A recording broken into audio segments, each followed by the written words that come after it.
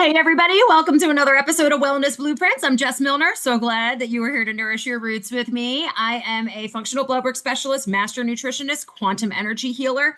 And today we are going to call Wellness Blueprints the Perimenopause Gas Chronicles. Okay. All right. This episode is for all my ladies out there who cannot understand why her belly became a balloon, and it sounds like there are like little bugs in there playing the damn tuba and people can hear from across the room when you're still got the bubbles inside your belly. Like you haven't even let anything slip out and people are like, what's that noise? All right, so I don't know about you, but nobody ever told me that this happens. Okay, so this is real and it is quite intense. If you feel like a human whoopee cushion lately, you are not alone. And it's okay. Let's laugh at ourselves because if we don't laugh, we'll cry or maybe explode, right? Okay. So listen, there's science behind this, all right? As estrogen and progesterone start to tank, digestion literally slows down, okay? The lack of estrogen means it's going to slow everything down, so you're going to have more bacterial fermentation in there. That's going to add to gas and bloat. Progesterone tanking is going to affect, your smooth muscle. All right, hello intestines, right? And so they're less relaxed, and then you got like traffic jam city in there. Okay. And then the transit time, everything being so much slower, the fermentation, more gas. It's just so you might be noticing that there's like some foods that you used to be able to eat and you're just like, I don't know, man, I don't know if I can do that, right? Listen, like, I mean, I dealt with a lot of IBS throughout a lot of my life, and then I finally got it all under control, and I was able to pretty much eat, almost anything that I wanted to. And now I'm like, huh, I wonder because like I'm maybe the raw veggies there are not going to be good for me. I need something that's going to be a little bit more cooked because that raw broccoli is kind of making my belly go, we closed. So, this you're not alone. All right. You're like, I get it. Like maybe you're sitting in a meeting and people are like, what does that sound? And you're just like trying to hold it in. Or maybe you're a dating lady, you're out there, you're trying to go on dates, you're trying to be all cute, and like your belly's like, oh, or like, you zip up your pants, you get up, you get dressed in the morning, you zip up your pants, you're like, yeah, I'm looking good, everything's great. You're wandering around, all right. And then like 2 o'clock in the afternoon, you're like, why the hell can't I zip up these pants? Like you do not need to like look like you're, like 5 months pregnant by the time dinner time rolls around, so what you should probably do, this would be this. So we gotta put on our food detective hat, okay? So because it's gonna be different for everybody here. This isn't gonna be like everybody has to stop eating all of this list of stuff. No, everybody is going to be different. So what works for you might completely, wreck somebody else. So like the common things, because I mean, right now, as we are in this time in our lives, right? A lot of the time, because we're gaining weight, because like as same thing, everything's tanking, so we're just like, oh yeah, let's get fluffier, because when hormones tank, then it affects other hormones, and so insulin resistance and all these great things. So we think, oh my gosh, I have to eat less, and we start to do the same things that we did in our 20s and 30s to try and lose weight. It's not working, and so we do actually need a little bit more food right now. We want to focus on protein and healthy fats, and of course, yes, we want fruits and vegetables, but we don't want to be like tooting all the way down the road. So sometimes we need to kind of take a look at these things because we need these things. We're like, okay, well, we need to increase our fiber a little bit, we need to do this, we need to be eating more food, and next thing you know, we're like, well, why does my belly feel this way? So common culprits are, raw vegetables, especially cruciferous ones. So like your broccoli, cauliflower, kale, your bok choy, cabbage, those kinds of things. Beans, dairy, and then like sugar alcohols, like sugar, like, yes, the alcohol that's in sugar, but things like xylitol. And sometimes there's some other sugar alcohols that are like put in with things with stevia and monk fruit. So be careful for those because they can really help. I remember when, the first time that I was given a link for Dr. John's candy, by a friend of mine. And that's all xylitol candy. And actually it's tasty. Like it tastes good. But I remember her saying, like she put in the email, she was like, just remember if you eat too much xylitol, it'll give you the poops. And that is very true. Because they have these like taffies that are like saltwater taffies, and but they're xylitol, and it's really hard not to eat like 5 or 6 of them. And then yeah, like you're like, oh my goodness, right? So you don't need to add fuel to the fire. So that's just going to add to your bloat. But everybody is different. With the sugar alcohols, you might notice everybody has a little similarity there if you eat enough of it. But yeah, everybody is going to be different. So for about 2 weeks or so, you can keep like a little food journal, food and symptom journal, So write down what you're eating and write down how you feel 2 to 4 hours after you're, or 5 hours. Write down how you're feeling throughout the day, how things change, how you're waking up in the morning feeling after you had something for dinner. And just, look for patterns. It doesn't have to be perfect or anything like that, but you can try and eliminate things. If something is not working well for you, you see a common denominator there, try and get rid of it, and then maybe try bringing it back in. Your body's going to tell you like what you can handle and what you can't.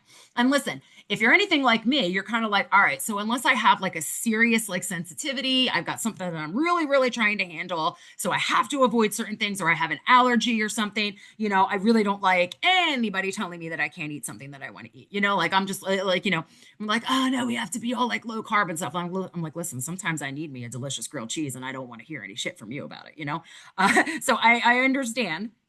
So digestive enzymes can be very, very helpful, or taking like digestive bitters before a meal, probiotics, and of course, quality matters of all of these things. Listen, if you need supplements, you reach out to your girl Jess here, because I will make sure that you get supplements that are going to work. They're worth your money. I don't want you wasting your money on something on Amazon. So just reach out. I'll get you all hooked up with something that's going to be really great for you. Something else that's really great is like ginger, like herbs, ginger, fennel, peppermint. I remember back when I was still trying to navigate my IBS and trying to figure things out, and before I knew what I know now, it was suggested to me to drink some peppermint tea before a meal, especially before like a big meal, because the peppermint actually like preps the gut for food. And ginger can have a very similar effect. So something like that, I would drink peppermint tea before I went and had a big meal, and it drastically decreased, the amount of discomfort and stuff like that. So things like that can be really great. For me, I'm not a big fan of fennel, but if you are, like, that is another absolutely amazing one. But as far as like fennel and tea, I mean, I can get it down if I absolutely need to, but fennel's just never been my most favorite thing. But, lucky for us, there's more than one thing on the planet that has the same kind of properties and can help. So, as I remember I have a dear friend who is definitely allergic to oranges, and my dad was like, well, how's she going to get her vitamin C? And I'm looking at him like, do you really think there's no vitamin C in like anything else? That's kind of weird. So don't worry about it. If you don't want this food, don't worry about it. All the nutrients you need from that food are also found in these other foods over here. So you'll be good. No problems there. And then, okay, so after you eat, move. I think we've talked about this before. Get up, go for a short walk. Just get up and do some squats. Just move. This is great for your metabolism. This is going to help decrease insulin resistance. It's going to really make you, your whole metabolism. It's better for everything like that. But it's also going to keep your digestion moving and everything. So, I mean, maybe you'll look a little bit weird standing up and just doing random squats in the restaurant, but isn't that better than like, tooting all the way out and just crop dusting everybody in the place? I mean, it depends, I mean, maybe if there was a really annoying table in there, some of you just crop dust on the way out. I mean, it's okay. It's okay. But, just, don't say anything. But, I mean, just do your squats. It's no big deal. But just get yourself moving just a little bit after you eat. And then, of course, stress management is going to be a thing, because the more we're stressed out, because, when you're stressed, you're in fight or flight, which means that your body, your nervous system thinks that you're being chased by a scary monster. So everything is going to slow down there, because if you were being chased by a scary monster, you don't want to have to, stop and relieve your bowels, in the middle of it. So all that stuff closes down. So, yeah. So we got to manage our stress. And I know it's just like, what are you talking about? Like, How am I supposed to manage this roller coaster of emotions? Yeah, I know, but I'm here to help. I'm here to help. So, I mean, yeah, there are solar plexus imbalances, which lead to digestive imbalances, anxiety. How many times have you been nervous and worried about something? You get butterflies in your tummy, and the next thing you know, you're tooting, right? Or you got to go to the bathroom 3 times. These things are all connected. Whatever it is that you're thinking up here and stressing about here will start to hit here. Will start to hit here, and it's going to come out the other end too. That's just how it works. We can release trapped emotions, especially from the gut area, get rid of the layers of the negative energy that are in there, make more room for healing, flowing energy. Because this really does, the stress, it affects all of that, the digestive fire. Um, so I do want to mention that there is a time to dig deeper. Okay. When I want you to do your journal for a couple weeks if this is something that's bothering you, when you're just kind of like, wow, what kind of marching band parade is going on in my intestines right now? This is crazy, like the audio coming from it, right? But you need to dig a little bit deeper. And of course, reach out to your girl Jess here if you need to. But if this gas is coming with intense pain, if there are like dramatic changes or like any other kind of concerning symptoms, okay? Because we want to look into actual food intolerances, other gut issues like SIBO and things like that. Things can be hiding. So this is where like some functional testing can come in, perhaps. Again, let me know. Because your girl Jess can handle all of that for you. But it's not that it's sometimes it's not just perimenopause. It's things that have been going on kind of in the surface, like in the back room, they've been asleep. And perimenopause, it's like, hey, wake up, let's have a party. And here we are having a party and it doesn't feel so good. So sometimes, just like when like all the emotional stuff comes out, you see so many women talking about how like all of their ADHD stuff amplified when they got into perimenopause, the emotional stuff. Same kind of thing can happen for physical things going on inside your body. And of course, they're all connected. It's all connected to energetic things as well. But nevertheless, this is what's happening. Like this is the reality of your life every day, right? So, but listen, like you're not broken. You're not broken. You're in perimenopause or menopause. Like it's okay. Your body's changing. Digestion's going to change too. We will get through this. Okay. There are solutions, and I want to help you find your solutions. You can help you. I mean, your solutions are going to be different than somebody else's. Okay, that's going to be the thing. But so what I'm going to do, I'm going to give you permission to laugh, give you permission to fart, and permission to figure it out as you go along. Okay. And hey, man, I mean, like if your partner, your spouse, your hubby, and your kids and your coworkers don't know anything about perimenopause gas, they might be learning pretty soon. I mean, you can say sorry, but be kind of unapologetic and just, we're going to kind of like adapt to everything. Super fun. Let me know how much you're enjoying this wonderful, wonderful time in your life because this is just great.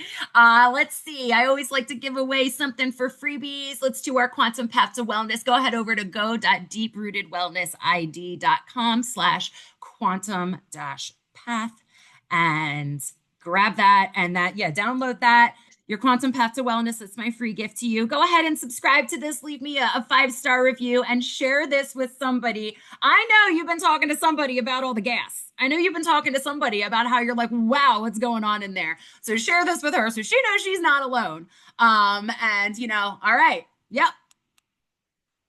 Blow it on into the wind, I suppose. Have a great day, everybody.